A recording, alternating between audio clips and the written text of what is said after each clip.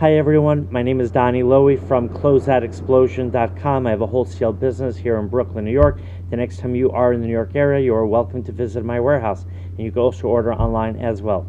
Today I'd like to discuss with you how to ship wholesale merchandise to the Caribbean. Now, every country is going to have different regulations, different applicable laws, different customs regulations, so you always need to look into each country on its own for any regulations, any applicable laws, and customs.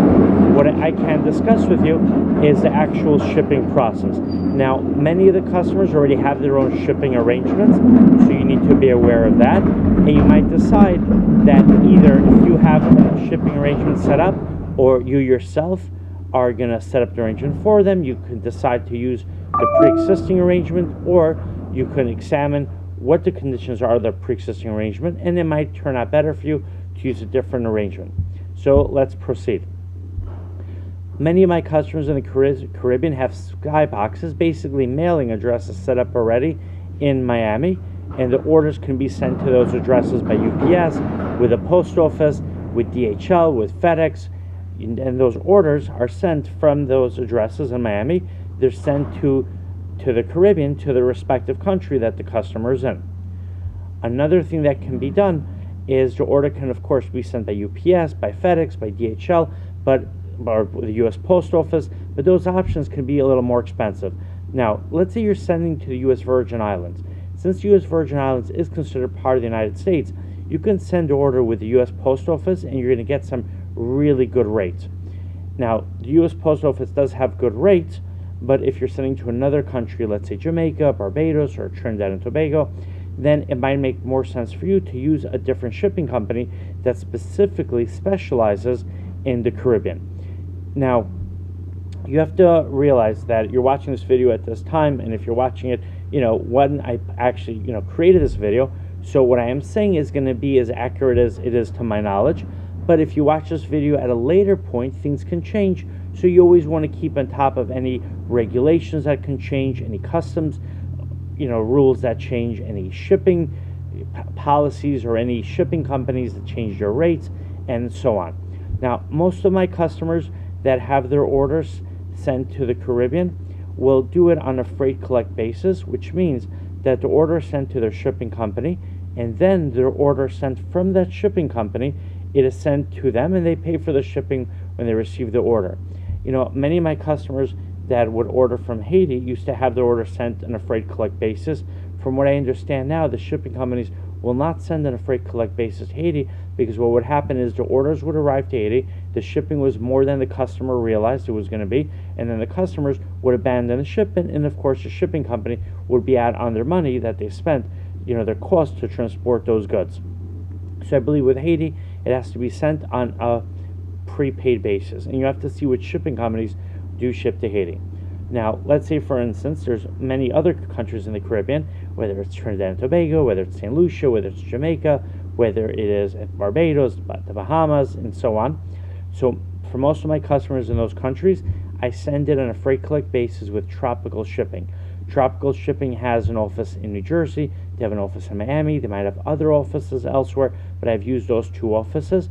I ship the orders to Tropical Shipping, I email them the invoice, I deal with Suzanne at Tropical Shipping, and then she gets that invoice, she takes care of processing the shipment, it gets sent to the customer on a freight collect basis, and then the customer pays for the shipping when the order arrives in their respective country. So if the order is going to Trinidad and Tobago, and my customer is in Port of Spain, and they receive that order, then they're going to pay for the shipment when they receive the order. And the same is true for other countries.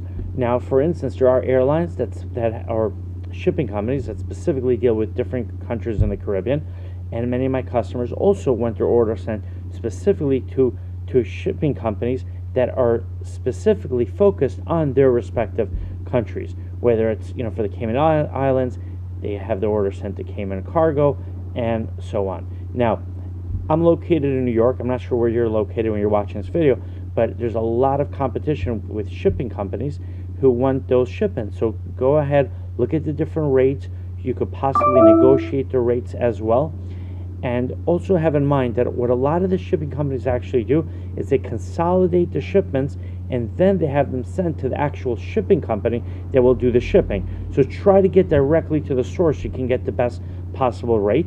And at the same time, sometimes some of these consolidators have much better negotiating power than you and I can have, and therefore it might make more sense to send an order with them and let them take care of the shipping, let them send it to the actual shipping company, to the company that's going to be doing the transportation, because they're going to get you a better rate than you or I can get on our own. Now, it also depends on the country you're shipping to.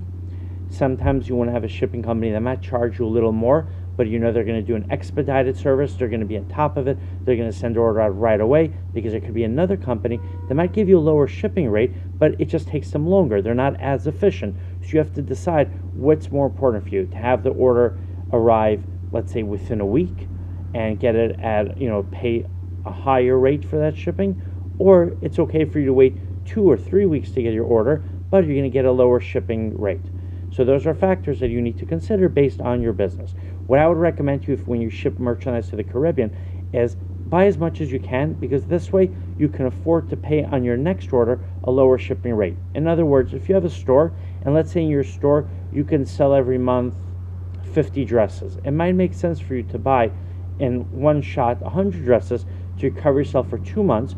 So this way, when you place your next order, you're not in a rush to get those dresses, because you still have extra dresses to sell for the next month, and therefore you can use a shipping option which is less expensive, so because you're not in a rush to receive that wholesale purchase. Alright, I hope you enjoyed this video. The next time you are in New York, you're welcome to visit my warehouse. I have a lot of nice merchandise that customers throughout the Caribbean like buying from me. I have customers that have boutiques, I have customers that sell in markets, I have customers that are wholesalers themselves. I carry brand name suits, brand name dresses. I have brands like Tahari, Jones New York, Casper, Nine West, Calvin Klein, R&M Richards, London Times, and so on. Alright, and I also have blouses. I have women's shoes, girls' dresses. I get men's clothing from time to time. I have brand name kids clothing. So I'd be very happy to do business with you. My website is closeoutexplosion.com. Have an amazing day.